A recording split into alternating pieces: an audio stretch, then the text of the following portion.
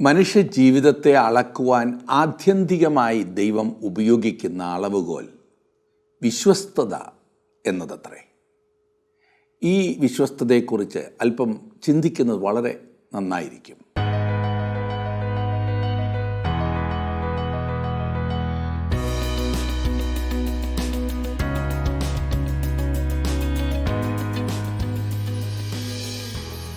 ഒരുപാട് എന്തെങ്കിലുമൊക്കെ ചെയ്തു എന്നതിനേക്കാൾ വിശ്വസ്തരായിരിക്കുന്നതാണ് ദൈവം അംഗീകരിക്കുന്നത്. ഭർത്താവ് തൻ്റെ ഭാര്യയ്ക്ക് ഇഷ്ടമുള്ളതെല്ലാം വാങ്ങിക്കൊടുത്തിട്ട് അവളോട് അവിശ്വസ്തനായിരുന്നാൽ വാങ്ങിക്കൊടുത്തതൊന്നും സ്നേഹം കൊണ്ടല്ലല്ലോ. ഇന്ന് അനേകരും ദൈവത്തിന് എന്ന് പറഞ്ഞ് ഒരുപാട് കാര്യങ്ങൾ ചെയ്യും. എന്നാൽ അത് സ്നേഹം കൊണ്ടാകുന്നുവോ അതോ പേടിച്ചിട്ടാകുന്നുവോ എന്ന് സ്വയം പരിശോധിക്കേണ്ടതുണ്ട്. വിശ്വസ്തതയുണ്ടെങ്കിൽ പിന്നെ പേടിക്കാതെ കാര്യങ്ങൾ ചെയ്യുവാൻ സാധിക്കും എന്നത് ഒരു വലിയ സത്യമാണ്. കൊരിന്ത്യർക്ക് എഴുതിയ 1-ാം ലേഖന പഠനം നാം തുടരുകയാണ്. 3-ാം അധ്യായം വരെ നാം ചിന്തിച്ചു കഴിഞ്ഞ് ഇന്ന് 4-ാം അധ്യായം എടുത്താട്ട് ആ ഭാഗം നമുക്കൊരുമിച്ച് പഠിക്കാം. 1 കൊരിന്ത്യർ 4-ാം അധ്യായം.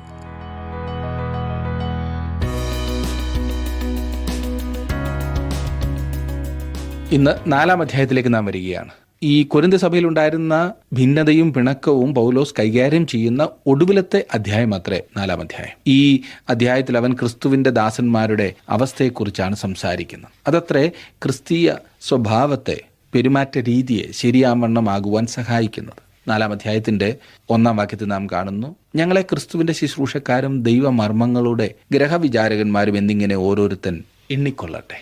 ഈ അനുഗ്രഹീത വാക്യം നമുക്കൊന്ന് ശ്രദ്ധിച്ചു നോക്കാം.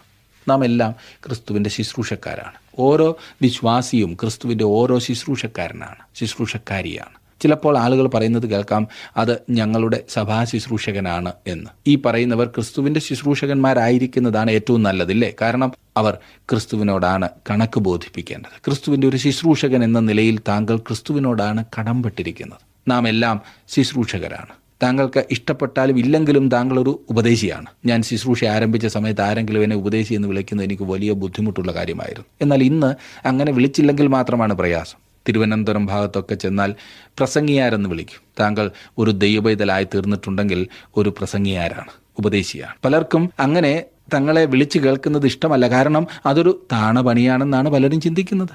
ഇതിനേക്കാൾ മോശമായ പേര് വിളിച്ചാലും പരാതിയില്ല, ഉപദേശി എന്നാകരുത്. അതെ, നാം എല്ലാം പ്രസംഗകരാണ്. നാം നമ്മുടെ ജീവിതം കൊണ്ട് ഏതെങ്കിലുമൊക്കെ വിധത്തിലുള്ള ദൂതുകൾ പ്രസംഗിക്കുന്നുണ്ട്. എന്നാൽ ഞാനൊന്ന് ചോദിക്കട്ടെ, ഏത് വിധത്തിലുള്ളൊരു ദൂതാണ് താങ്കൾ നൽകുന്നത്? ക്രിസ്തുവിൻ്റെ ഒരു ശുശ്രൂഷക്കാരൻ, അതെ, ദൈവമർമ്മങ്ങളുടെ ഗ്രഹവിചാരകന്മാരാകുന്നു എന്ന കാര്യം മറക്കരുത്. പൗലോസിന്റെ സമയത്ത് ഈ ഗ്രഹവിചാരകന്മാർ ആരായിരുന്നു എന്ന് ചോദിച്ചാൽ, വീട്ടുടയവന് വേണ്ടി വീട് നോക്കി നടത്തുന്നവനായിരുന്നു ഗ്രഹവിചാരകൻ. അവന് വീടിൻ്റെ ചുമതല, അവിടുത്തെ ഭക്ഷണകാര്യങ്ങളുടെ ചുമതല, വസ്ത്രങ്ങൾ, അങ്ങനെയെല്ലാം ഉണ്ടായിരുന്നു. വീട്ടുകാർക്ക് ആവശ്യമുള്ളതുപോലെ സാധനങ്ങൾ കൊടുക്കുന്ന ചുമതല അവൻ്റേതായിരുന്നു. അതുപോലെ ക്രിസ്തുവിൻ്റെ ശുശ്രൂഷക്കാരൻ ദൈവവചനം ദൈവത്തിൻ്റെ ഗ്രഹത്തിന് മുഴുവൻ എത്തിച്ചു കൊടുക്കണം. ഇവിടെ ഇതാ വീണ്ടും ആ പദം മർമ്മം, ആ വാക്കിൻ്റെ അർത്ഥം ഓർക്കുന്നുണ്ടല്ലോ. മർമ്മം നേരത്തെ വെളിപ്പെടാതിരുന്നതും ഇപ്പോൾ വെളിപ്പെട്ട് കിട്ടിയിരിക്കുന്നതുമായ കാര്യങ്ങളാണ് മർമ്മം. പ്രാകൃത മനുഷ്യന് മർമ്മങ്ങൾ മനസ്സിലാക്കുവാനുള്ള കഴിവില്ല. ദൈവത്തിൻ്റെ പരിശുദ്ധാത്മാവിന് മാത്രമേ ക്രിസ്തുവിനുള്ള കാര്യങ്ങൾ എടുത്ത് നമുക്ക് കാണിച്ചു തരുവാൻ സാധിക്കും. മർമ്മം എന്നിവിടെ പറഞ്ഞിരിക്കുന്നത് വാസ്തവത്തിൽ സുവിശേഷമാണ്, ദൈവവചനം. നാം ദൈവവചനത്തിൻ്റെ ഗ്രഹവിചാരകന്മാരായിരിക്കിയാൽ നാം ആ കാര്യങ്ങളെ പഠിപ്പിച്ചു കൊടുക്കേണ്ടതുണ്ട്. 2 മുതലുള്ള വാക്യങ്ങളിൽ നാം കാണുന്നു, ഗ്രഹവിചാരകന്മാരിൽ അന്വേഷിക്കുന്നത് അവർ വിശ്വസ്തരായിരിക്കണമെന്നത്രേ. നിങ്ങളോ മനുഷ്യർ കഴിക്കുന്ന വല്ല വിസ്താരത്തിലോ എന്നെ വിധിക്കുന്നത് എനിക്ക് എത്രയും ലഘുകാര്യം. ഞാൻ എന്നെ തന്നെ വിധിക്കുന്നതുമില്ല. എനിക്ക് യാതൊരു കുറ്റത്തെക്കുറിച്ചും ബോധമില്ലെങ്കിലും അതിനാൽ ഞാൻ നീതിമാൻ എന്ന് വരികയില്ല. എന്നെ വിധിക്കുന്നത് കർത്താവാകുന്നു. നാം ഓരോരുത്തരും ഹാജരാകേണ്ടതായ 3 വ്യത്യസ്തമായ കോടതികളാണ് ഈ 2 വാക്യങ്ങളിൽ പറഞ്ഞിരിക്കുന്നത്. ഈ വാക്യങ്ങൾ വളരെ പ്രയാസമുള്ള 2 വാക്യങ്ങളായി തോന്നാവുന്നതാണ്. എന്നാൽ വാസ്തവത്തിൽ അവ അങ്ങനെയല്ല. അവ നമ്മോട് പറയുന്നത് എന്തെന്നാൽ, താങ്കൾക്ക് എന്നെ ന്യായം വിധിക്കുവാൻ ഒരധികാരവുമില്ല. എനിക്ക് താങ്കളെ ന്യായം വിധിക്കുവാനും അധികാരമില്ല. കാരണം നാം 2 പേരും ഉന്നതമായ വേറൊരു കോടതിക്ക് മുൻപാകെ നിൽക്കുവാൻ പോകുകയാണ്. 1-ാമത്തെ കോടതി താണ ഒന്നത്രേ, കീഴ്ക്കോടതി എന്ന് വേണമെങ്കിൽ പറയാവുന്നതാണ്. മറ്റുള്ളവരുടെ അഭിപ്രായം എന്ന കോടതിയാകുന്നു ഇത്. പൗലോസ് പറയുന്നത്, നിങ്ങളോ മനുഷ്യർ കഴിക്കുന്ന വല്ല വിസ്താരത്തിലോ എന്നെ വിധിക്കുന്നത് എനിക്ക് എത്രയും ലഘുകാര്യം. മറ്റുള്ളവർ നമ്മെക്കുറിച്ച് ചിന്തിക്കുന്നതിന് വലിയ പ്രാധാന്യം കൊടുക്കേണ്ടതില്ല എന്ന്. ഒരു തർജ്ജമ ഇപ്രകാരമാണ്: ഇതിനെപ്പറ്റി നിങ്ങളോ മറ്റുള്ളവരോ എന്ത് ചിന്തിക്കുന്നു എന്നോർത്ത് ഞാൻ വ്യാകുലപ്പെടുന്നില്ല. ഇത് വളരെ ചിന്തിപ്പിക്കുന്ന ഒരു പ്രസ്താവനയാണ്. ഇത് കേട്ടാൽ തോന്നും പൗലോസ് സമൂഹ തത്വങ്ങൾക്ക് വിരുദ്ധമായി പോകുന്നുവെന്ന്. എന്നാൽ പൗലോസ് മറ്റുള്ളവരുടെ അഭിപ്രായത്തോട് ഹൃദയശൂന്യമായോ അവജ്ഞയോടോ അല്ല സംസാരിക്കുന്നത്. ഞാൻ ആരെയും വകവയ്ക്കുന്നില്ല എന്ന നിഷേധ മനോഭാവം അല്ലിത്. പിന്നെയോ മറ്റുള്ളവരുടെ അഭിപ്രായ പ്രകടനങ്ങളിലോ വിലയിരുത്തലുകളിലോ അതീതമായി പൗലോസ് ജീവിച്ചു. അങ്ങനെയുള്ള കണക്കുകൂട്ടലുകളല്ല പൗലോസിനെ നിയന്ത്രിച്ചത്.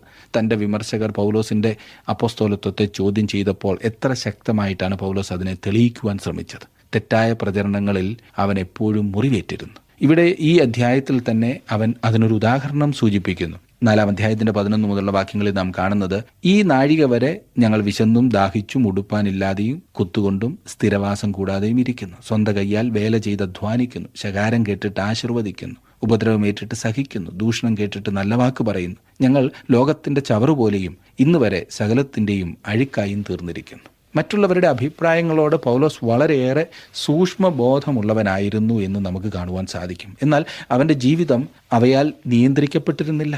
അവൻ്റെ ജീവിതത്തിൻ്റെ നിയന്ത്രണം മറ്റുള്ളവരുടെ അഭിപ്രായത്തിൽ കേന്ദ്രീകരിച്ചിരുന്നില്ല. നമുക്കിഷ്ടപ്പെട്ടാലും ഇല്ലെങ്കിലും നാം എല്ലാം മറ്റുള്ളവരുടെ ന്യായാസനത്തിന് മുൻപിൽ നിൽക്കേണ്ടി വരും. നമുക്ക് തള്ളിക്കളയുവാൻ സാധിക്കാത്ത ഒന്നത്രേ അത്. മഹാനായ ഏബ്രഹാം ലിങ്കൺ പറഞ്ഞു, പൊതുജനങ്ങളുടെ അഭിപ്രായമാണ് ഈ രാജ്യത്തെ എല്ലാം എന്ന്. നിർഭാഗ്യവശാൽ അതാണ് സത്യം. മറ്റുള്ളവരുടെ അഭിപ്രായത്തിൽ നിന്നും വ്യതിചലിക്കുന്നതിൽ ഒരു അപകടമുണ്ട്. നമ്മുടെ ശത്രുക്കളുടെ വിമർശനത്തിൽ വിധേയപ്പെടുകയും അവർക്ക് സമർപ്പിക്കുകയും ചെയ്യുന്നതിൽ അപകടമുണ്ട്. നമ്മുടെ ന്യായാസനങ്ങൾ എപ്പോഴും നീതിയേക്കാൾ ഏറെ ജനങ്ങളുടെ പ്രീതിക്ക് വില കൽപ്പിക്കും. രാഷ്ട്രീയക്കാരുടെ സ്ഥിതി ഒട്ടും തന്നെ വ്യത്യസ്തമല്ലല്ലോ. പൊതുജനത്തിൻ്റെ താളത്തിന് തുള്ളിയില്ല എങ്കിൽ വീട്ടിലിരിക്കുകയല്ലേ ഉള്ളൂ. ചിലർ മൂല്യങ്ങളും അഭിമാനവും അന്തസ്സും എല്ലാം കൈവിടുവാൻ തയ്യാറാണ്. ജോൺ മിൽട്ടൺ പറഞ്ഞു, ഒരു കുലീന മനസ്സിൻ്റെ അഥവാ മഹാന്റെ ഏറ്റവും ഒടുവിലത്തെ ബലഹീനത പ്രശസ്തിക്ക് വേണ്ടിയുള്ള വാഞ്ചയാകുന്നു എന്ന്. നിർഭാഗ്യവശാൽ അതാണ് ഇന്ന് ബഹുഭൂരിപക്ഷവും തേടി നടക്കുന്നത്. എങ്ങനെയെങ്കിലും പ്രശസ്തി. അതിന് 1000 കൂട്ടം ന്യായീകരണം പറയുകയും ചെയ്യും. പ്രശസ്തനായിക്കൊള്ളൂ, എന്നാൽ മൂല്യങ്ങളെ ബലിയർപ്പിച്ചിട്ട് വേണോ? സത്യത്തെ മറച്ചു പിടിച്ചരുതെന്ന് മാത്രം. നമ്മിൽ അനേകരുടെയും പ്രശ്നം എന്തെന്നാൽ വിമർശനം കൊണ്ട് രക്ഷപ്പെടുന്നതിനേക്കാൾ പ്രശംസ കൊണ്ട് നാം നശിക്കുകയാണ്. ഞാൻ വീണ്ടും പറയട്ടെ, നമ്മിൽ അനേകരുടെയും പ്രശ്നം എന്തെന്നാൽ വിമർശനം കൊണ്ട് രക്ഷപ്പെടുന്നതിനേക്കാൾ പ്രശംസ കൊണ്ട് നാം നശിക്കുകയാണ്. ഞാൻ വളരെ സൂക്ഷിച്ച് തന്നെയാണ് പറയുന്നത്. മറ്റുള്ളവരുടെ അഭിപ്രായങ്ങളോട് പൗലോസ് സൂക്ഷ്മബോധം ഉള്ളവനായിരുന്നെങ്കിലും അവൻ്റെ ജീവിതത്തെ നയിച്ച നയങ്ങൾ അതായിരുന്നില്ല.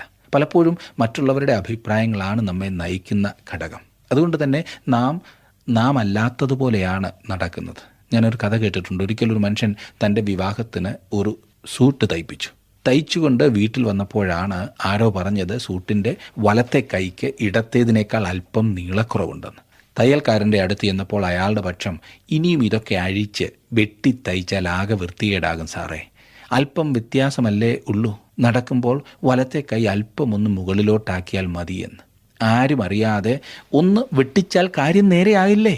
അങ്ങനെ ഇരിക്കുമ്പോഴാണ് വേറൊരാളുടെ അഭിപ്രായം, അയാളുടെ പാൻസിൻ്റെ ഇടത്തെ കാലിട്ടല്ലോ, അതിന് അല്പം നീളക്കുറവുണ്ട് പോലും. ഓടി തയ്യൽക്കാരൻ്റെ അടുത്ത് ചെന്നു. അപ്പോൾ അയാൾ പഴയതുപോലെ തന്നെ പറഞ്ഞു കൊടുത്തു, നടക്കുമ്പോൾ ഇടത്തേക്കാൽ വലത്തേക്കാലിനേക്കാൾ അല്പമൊന്ന് പൊക്കിച്ചവിട്ടുകയും നിൽക്കുമ്പോൾ അങ്ങോട്ടൊന്ന് ചരിഞ്ഞു നിൽക്കുകയും ചെയ്താൽ പ്രശ്നം കഴിഞ്ഞില്ലേ? ഇനിയും നിങ്ങൾ ചിന്തിക്കൂ, വിവാഹ ദിവസം പെണ്ണിൻ്റെ വീട്ടുകാർ പറയുന്നു ഈ പയ്യന് കാലിന് സ്വാധീനക്കുറവുണ്ടെന്ന്. അത് ഞങ്ങൾ ഇപ്പോഴാണ് മനസ്സിലാക്കിയതെന്ന്. ഇന്ന് അനേകരും ഈ പറഞ്ഞതുപോലെയാണ് നടക്കുന്നത്. പൗലോസ് പറയുന്നു, നിങ്ങളോ മനുഷ്യർ കഴിക്കുന്ന വല്ല വിസ്താരത്തിലോ എന്നെ വിധിക്കുന്നത് എനിക്ക് എത്രയും ലഘുകാര്യം, എനിക്ക് നിസ്സാരം. രണ്ടാമത്തെ കോടതി ഉയർന്ന കോടതിയാണ്. അത് ഓരോരുത്തരുടെയും സ്വന്തം മനസാക്ഷി എന്ന കോടതിയാണ്. ഞാൻ എന്നെ തന്നെ വിധിക്കുന്നതുമില്ല. ഈ മനസാക്ഷി എന്നുള്ളത് ഒരു ശരിയായ വഴികാട്ടിയാണോ? പൗലോസ് പറയുന്നത് അത് കൃത്യമായ ഒരു വഴികാട്ടി അല്ലെന്നത്രേ. നാം പരിശുദ്ധാത്മാവിനാൽ നിയന്ത്രിക്കപ്പെടേണ്ടതുണ്ട്. മനസാക്ഷിയുടെ യുഗത്തെക്കുറിച്ച് ഉൽപ്പത്തി പുസ്തകത്തിൽ നാം പഠിക്കുകയുണ്ടായി. അത് ജലപ്രളയത്തോടെ അവസാനിച്ചു എന്നും നാം കണ്ടതാണ്. പുതിയ നിയമവിശ്വാസിക്ക് പ്രകാശിപ്പിക്കപ്പെട്ട ഒരു മനസാക്ഷിയായിരിക്കണം ഉണ്ടായിരിക്കേണ്ടത്. അത് നമ്മെ ശാസിക്കുകയും നാം തെറ്റാകുന്നു എന്ന് നമ്മോട് പറയുകയും ചെയ്യുമ്പോൾ നാം അതിനെ അനുസരിക്കണം. മനസാക്ഷിയെ അടിച്ചമർത്തുവാൻ ശ്രമിക്കരുത്. അങ്ങനെ ചെയ്തെന്നാൽ അധികം നാൾ അത് ചെയ്യേണ്ടി വരില്ല.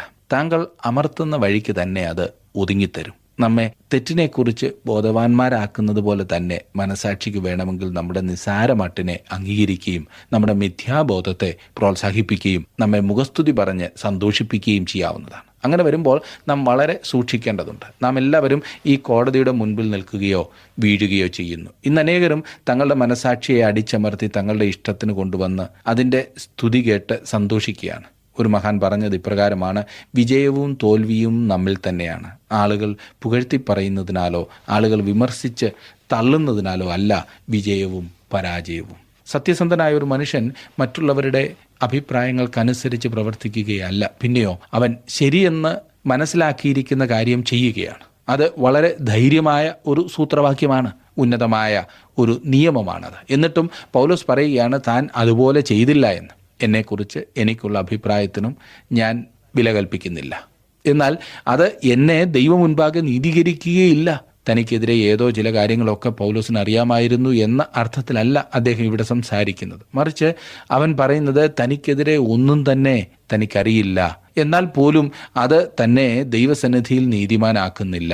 നമ്മുടെ മനുഷ്യ സ്വഭാവത്തിൻ്റെ ഒരു പ്രത്യേകതയാണ് മറ്റുള്ളവരുടെ മേൽ വളരെ കർക്കശമായി നാം ഉന്നയിക്കുന്ന അതേ കാര്യങ്ങൾ തന്നെ നമ്മിൽ വളരെ അയഞ്ഞ ഒരു മനോഭാവം, അല്പം സൗകര്യമായി തന്നെ വിധിക്കുക.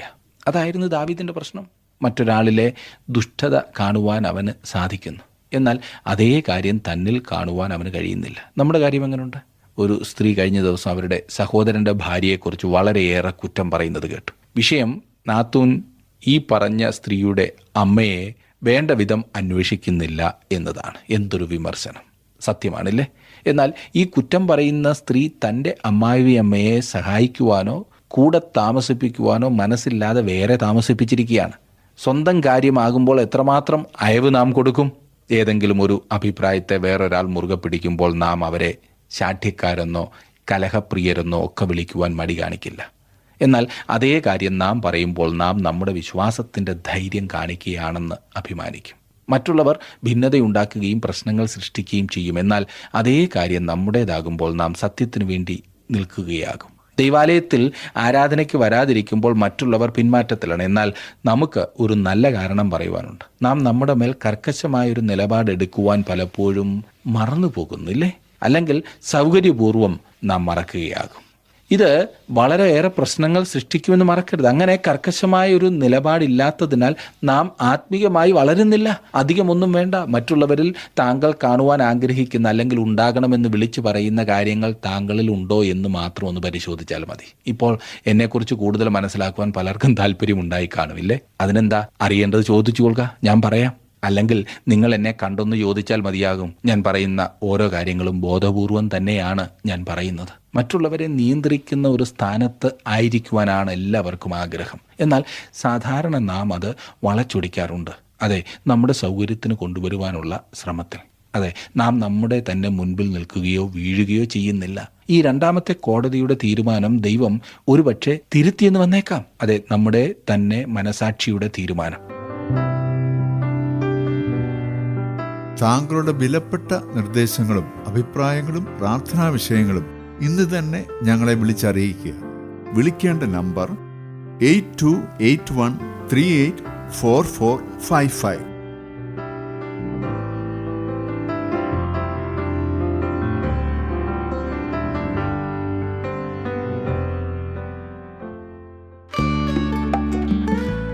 ഇന്നത്തെ പ്രോഗ്രാം താങ്കൾക്ക് ഇഷ്ടപ്പെട്ടുവോ? എങ്കിൽ ഉടൻ തന്നെ ഞങ്ങൾക്കൊരു മിസ് കോൾ തരിക. അടുത്ത വിജയി ഒരുപക്ഷെ താങ്കളായിരിക്കാം.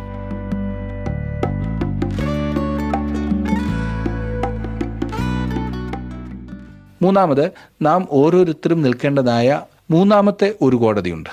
എന്നെ വിധിക്കുന്നത് കർത്താവാകുന്നു. സുപ്രീം കോടതി ഒരുവനാൽ, അതെ, ഒരേ ഒരു യജമാനനാൽ ആകുന്നു ഇത്. അത് ക്രിസ്തുവിൻ്റെ ന്യായാസനമാകും. പൗലോസ് പറയുന്നത് താൻ ഒരു ദിവസം ക്രിസ്തുവിൻ്റെ ന്യായാസനത്തിന് മുൻപിൽ നിൽക്കുവാൻ പോകുന്നു എന്നത്രേ. നാം ഓരോരുത്തരും ഒരു ദിവസം ആ ന്യായാസനത്തിന് മുൻപിൽ നിൽക്കും. 2 കൊരിന്ത്യർ 5-ാം അധ്യായത്തിൽ ഈ വിഷയത്തെക്കുറിച്ച് കൂടുതൽ കാര്യങ്ങൾ പൗലോസ് പറയുന്നതായിരിക്കും. എന്താണ് അവിടെ ന്യായം വിധിക്കുവാൻ പോകുന്നത്? നമ്മുടെ പാപങ്ങൾക്ക് നമ്മെ അവിടെ ന്യായം വിധിക്കില്ല എന്ന് നമുക്കറിയാം. കാരണം ഉദയമസ്തമയത്തോട് അകന്നിരിക്കുന്നത് പോലെ ഒരു വിശ്വാസിയുടെ പാപം അവനിൽ നിന്നും അകറ്റിയിരിക്കുന്നു. നമ്മുടെ പാപങ്ങൾ ക്രിസ്തുവിൻ്റെ രക്തത്തിനടിയിലാണ്. അതെ, രക്തത്താൽ മറയ്ക്കപ്പെട്ടു. ദൈവം അത് ഒരിക്കലും ഓർക്കുകയില്ല. ഒരു വിശ്വാസിയെ ന്യായം വിധിക്കുന്നത് അവൻ്റെ കാര്യവിചാരകത്വത്തിൻ്റെ പേരിലായിരിക്കും. നമ്മുടെ സകല ഭൗതിക സമ്പത്തുകളും, നമ്മുടെ ശരീരങ്ങൾ, സമയം, സമ്പത്ത്, സാധ്യതകൾ, ഇവയത്രേ ന്യായവിധിക്കായി കൊണ്ടുവരുന്ന കാര്യങ്ങൾ. അതുകൊണ്ട് വിശ്വസ്തനായ ഒരു കാര്യവിചാരകനായിരിക്കുക എന്നത് വളരെ പ്രധാനപ്പെട്ട കാര്യമാണെന്ന് നമുക്ക് മനസ്സിലാക്കാം. അല്ല, നമ്മുടെ സ്വന്തമായി ഒന്നും തന്നെ ഇല്ലല്ലോ. ഇത് കേൾക്കുന്നത് പലർക്കും ഞെട്ടലാണ്. ഏതാണ്ടൊക്കെ ഉണ്ടെന്ന് ചിന്തിച്ച് കെട്ടിപ്പിടിച്ചുകൊണ്ടിരിക്കുന്നവരോട് അതൊന്നും അവരുടേതല്ല എന്ന് പറയുമ്പോൾ ഉണ്ടാകുന്ന വെറുപ്പ്, അസ്വസ്ഥത എനിക്ക് മനസ്സിലാകും. എന്നാൽ സത്യം പറയാതിരിക്കുവാൻ ഒക്കുമോ? ഒരു ദൈവബദലായി തീർന്നാൽ നമുക്കുണ്ടെന്ന് കണക്ക് കൂട്ടിവെച്ചിരിക്കുന്നത് പോലും കൈവിട്ടേ മതിയാകും. അതെല്ലാം ക്രിസ്തുവിൻ്റെ കരങ്ങളിലേക്ക് സമർപ്പിക്കേണ്ടിയിരിക്കുന്നു. സകലവും ക്രിസ്തുവിനുള്ളത്, നാമും ക്രിസ്തുവിനുള്ളവർ എന്ന് നാം അല്പം മുൻപ് ചിന്തിച്ചതായിരുന്നല്ലോ. നാം അവരുമായി കൂട്ടുകച്ചവടത്തിലാണ്. 3-ാം അധ്യായത്തിൻ്റെ അവസാനത്തിൽ നാം കണ്ടിരുന്നു സകലവും നമുക്കുള്ളതാകുന്നു എന്ന്. പൗലോസ് നമ്മുടേത്, അപ്പൊല്ലോസ് നമ്മുടേത്, എല്ലാ വിശുദ്ധന്മാരും നമുക്കുള്ളത്. നാം ജീവിക്കുന്ന ഈ ലോകം നമുക്കുള്ളതാണ്. നമുക്ക് ഈ ലോകത്തിൽ കാണുന്ന പ്രകൃതി രമണീയത ആസ്വദിക്കാം.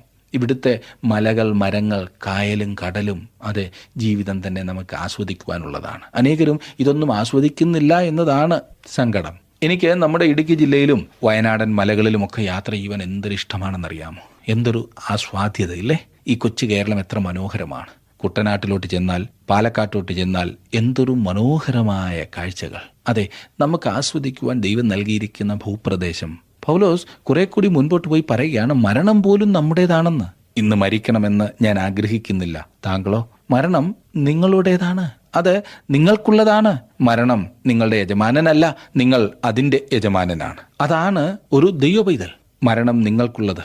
അതെത്ര ആശ്ചര്യകരം. നാം ക്രിസ്തുവിനുള്ളവരായി തീരുമ്പോൾ എല്ലാ കാര്യങ്ങളും നമ്മുടേതാണ്. വർത്തമാന കാലവും ഭാവി കാലവും അവൻ നമ്മെ ഭരമേൽപ്പിച്ചിരിക്കുന്ന സകലത്തിൻ്റെയും കാര്യവിചാരകന്മാരായി നാം തീരുകയാണ്. നാം എല്ലാറ്റിൻ്റെയും കണക്ക് ബോധിപ്പിക്കേണ്ടി വരും എന്ന് എപ്പോഴും ഓർത്ത് വളരെ വിശ്വസ്തയോടെ നാം എല്ലാം ചെയ്യേണ്ടതായിട്ടുണ്ട്. 5-ാം വാക്യത്തിൽ വായിക്കുന്ന, ആകയാൽ കർത്താവ് വരുവോളം സമയത്തിന് മുൻപേ ഒന്നും വിധിക്കരുത്.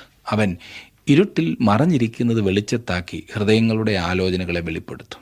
അന്ന് ഓരോരുത്തരും ദൈവത്തിങ്കിൽ നിന്ന് പുകഴ്ചയുണ്ടാകും. അവൻ ഒരുവനാണ് വിധിക്കുന്നത്. നാം മറ്റ് ആരെയെങ്കിലും വിധിക്കുവാൻ ഒരുമ്പെട്ടാൽ നാം ദൈവത്തിൻ്റെ സ്ഥാനമാകുന്നു എടുക്കുന്നത്. അതുകൊണ്ടത്രേ നമുക്ക് നേരെയുള്ള അപവാദങ്ങളോ വിമർശനങ്ങളോ നാം തന്നെ കൈകാര്യം ചെയ്യരുതെന്ന് പറയുന്നത്. ഒരാൾ താങ്കളെ വിമർശിച്ചാൽ ചോദിക്കുവാൻ പോവുകയോ 4 പേരോട് പറഞ്ഞു നടക്കുകയോ മറ്റ് യുദ്ധമുറകൾ ഏതെങ്കിലും എടുക്കുകയോ ചെയ്യരുത്. ദൈവം ന്യായമായി നമ്മെ വിധിച്ചുകൊള്ളും. അവന് സത്യം സത്യമായി തന്നെ അറിയാം. മിക്കവാറും നമ്മെക്കുറിച്ച് ഇല്ലാത്തത് പറയുന്ന വ്യക്തിക്ക് അറിയാവുന്നതിനേക്കാൾ മോശമായ കാര്യങ്ങൾ നമുക്ക് നമ്മെക്കുറിച്ച് അറിയായിരിക്കും. ഇരുട്ടിൻ്റെ മറഞ്ഞിരിക്കുന്ന പ്രവൃത്തികൾ ക്രിസ്തുവിൻ്റെ സന്നിധിയിൽ വെളിച്ചത്താക്കുവാൻ പോകുകയാണ്. അവൻ ഹൃദയങ്ങളുടെ ആലോചനകളെ വെളിപ്പെടുത്തും. അതുകൊണ്ടത്രേ നാം നമ്മുടെ ഓരോ നിമിഷത്തെയും ജീവിതത്തെ വളരെ സൂക്ഷ്മതയോടെ നയിക്കണമെന്ന് പറയുന്നത്. തുടർന്ന് ഇവിടെ ആ വലിയ പ്രസ്താവന കാണുന്നു, അന്ന് ഓരോരുത്തരും ദൈവത്തിങ്കിൽ നിന്ന് പുകഴ്ചയുണ്ടാകും. ദൈവത്തിൻ്റെ ഓരോ വിശുദ്ധനെയും പ്രശംസിക്കുവാൻ അവൻ എന്തെങ്കിലുമൊക്കെ കണ്ടുപിടിക്കുമെന്ന് ഞാൻ ഉറപ്പായി വിശ്വസിക്കുന്നു. എന്നിൽ ഒരു നന്മയും ഇല്ലെങ്കിൽ പോലും ഞാൻ അവിടുത്തെ പൈതലാകുന്നു. അങ്ങനെ അവിടുത്തെ പൈതലായി എന്ന കാരണത്താൽ അവൻ എന്നെ പ്രശംസിക്കുവാൻ പോകുകയാണ്. എത്ര വലിയ പദവിയില്ലേ!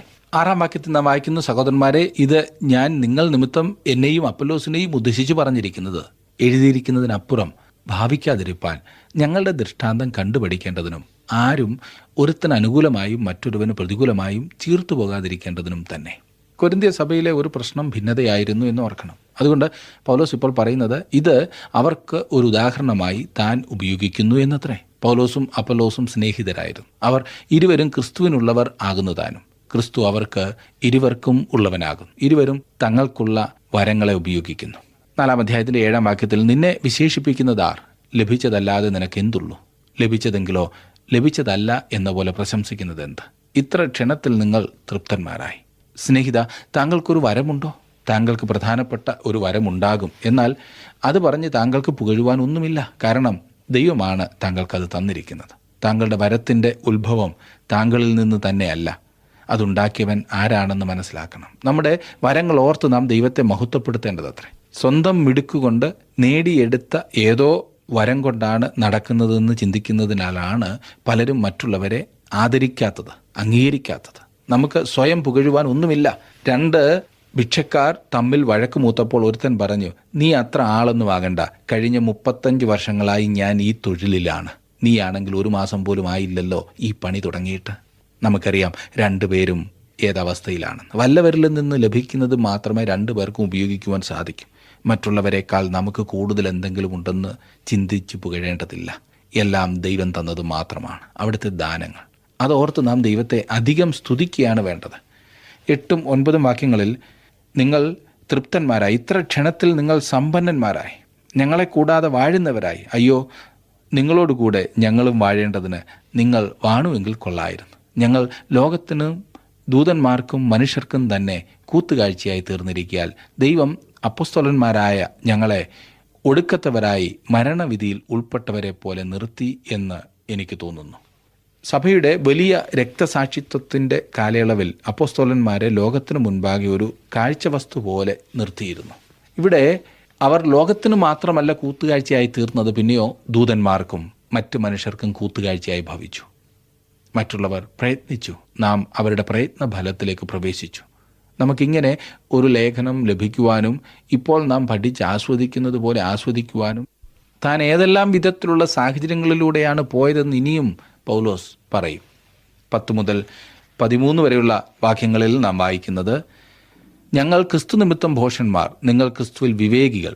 ഞങ്ങൾ ബലഹീനർ, നിങ്ങൾ ബലവാന്മാർ. നിങ്ങൾ മഹത്തുക്കൾ, ഞങ്ങൾ മാനഹീനർ അത്രേ. ഈ നാഴിക വരെ ഞങ്ങൾ വിശന്നും ദാഹിച്ചും ഉടുപ്പാനില്ലാതെയും കുത്തുകൊണ്ടും സ്ഥിരവാസം കൂടാതെയും ഇരിക്കുന്നു. സ്വന്തം കൈയാൽ വേല ചെയ്ത് അധ്വാനിക്കുന്നു. ശകാരം കേട്ടിട്ട് ആശീർവദിക്കുന്നു. ഉപദ്രവം ഏറ്റിട്ട് സഹിക്കുന്നു. ദൂഷണം കേട്ടിട്ട് നല്ല വാക്ക് പറയുന്നു. ഞങ്ങൾ ലോകത്തിൻ്റെ ചവറുപോലെയും ഇന്ന് വരെ സകലത്തിൻ്റെയും അഴുക്കായും തീർന്നിരിക്കുന്നു. കർത്താവായ യേശുക്രിസ്തുവിൻ്റെ സുവിശേഷം എല്ലാവരെയും അറിയിക്കുവാൻ പൗലോസ് എത്രമാത്രം കഷ്ടം സഹിച്ചു എന്നുള്ള വലിയ സത്യം നമുക്ക് ഊഹിക്കുവാൻ പോലും പ്രയാസമാണ്. ആസിയ മുഴുവൻ അവൻ സുവിശേഷം അറിയിച്ചു. ആസിയയിലെ സകലരും, യഹൂദന്മാരും യവനന്മാരും ദൈവവചനം കേട്ടു എന്ന് പറഞ്ഞിരിക്കുന്നു. 14ഉം 15ഉം വാക്യങ്ങളിൽ നാം കാണുന്നത്, നിങ്ങളെ നാണിപ്പിപ്പാനല്ല എൻ്റെ പ്രിയ മക്കളോട് എന്ന പോലെ ബുദ്ധി പറഞ്ഞുകൊണ്ട് ഇതെഴുതുന്നു. നിങ്ങൾക്ക് ക്രിസ്തുവിൽ 10,000 ഗുരുക്കന്മാർ ഉണ്ടെങ്കിലും പിതാക്കന്മാർ ഏറെയില്ല. ക്രിസ്തു യേശുവിൽ ഞാനല്ലോ നിങ്ങളെ സുവിശേഷത്താൽ ജനിപ്പിച്ചത്. ആ ജനത്തെ ക്രിസ്തുവിങ്കിലേക്ക് നയിച്ച ആ വലിയ സുവിശേഷകൻ പൗലോസായിരുന്നു. താങ്കൾ ക്രിസ്തുവിങ്കിലേക്ക് നയിച്ച ആരുടെയെങ്കിലും ആത്മീക പിതാവോ ആത്മീക മാതാവോ ആയിരിക്കുക എന്നത് മനോഹരമായൊരു സംഗതിയാകുന്നു. ഗലാത്യലേഖനം 3-ാം അധ്യായത്തിൻ്റെ 24-ാം വാക്യത്തിൽ ശിശുപാലകൻ എന്ന് കാണുന്നു. അതേ വാക്കാണ് ഗുരു എന്നതിന് ഇവിടെ ഉപയോഗിച്ചിരിക്കുന്നത്. ഇവരുടെ മുഖ്യ ജോലി കുട്ടികളെ സ്കൂളിലും കളിസ്ഥലത്തും കൊണ്ടുപോകുകയും കൊണ്ടുവരികയും ചെയ്യുന്നതായിരുന്നു. മേൽനോട്ടം ഉണ്ടെങ്കിലും പിതാവല്ല. 16ഉം 17ഉം വാക്യങ്ങളിലേക്ക് വരുമ്പോൾ നാം കാണുന്നത്, ആകയാൽ എൻ്റെ അനുകാരികളാകുവിൻ എന്ന് ഞാൻ നിങ്ങളെ പ്രബോധിപ്പിക്കുന്നു. ഇതു നിമിത്തം കർത്താവിൽ വിശ്വസ്തനും എൻ്റെ പ്രിയ മകനുമായ തിമത്യോസിനെ നിങ്ങളുടെ അടുക്കൽ അയച്ചിരിക്കുന്നു. ഞാൻ എങ്ങും ഏത് സഭയിലും ഉപദേശിക്കുന്നത് പോലെ ക്രിസ്തുവിലുള്ള എൻ്റെ വഴികൾ അവൻ നിങ്ങളെ ഓർപ്പിക്കും. ഒരു പിതാവിൻ്റെ ഗുണങ്ങളെ മക്കൾ അനുകരിക്കുന്നത് പോലെ ചെയ്യണം.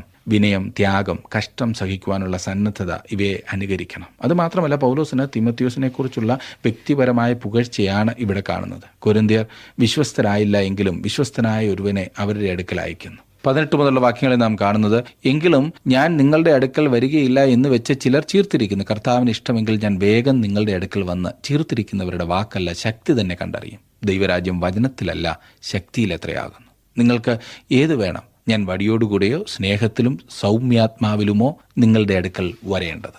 അവരുടെ സംസാരത്തിൽ താൻ അത്ര തൽപരനൊന്നുമല്ല എന്നത്ര പൗലോസ് പറയുന്നത്. എന്നാൽ അവരുടെ ജീവിതത്തിൽ ശക്തിയുണ്ടോ എന്നാണ് അവൻ അറിയുവാൻ ആഗ്രഹിക്കുന്നത്.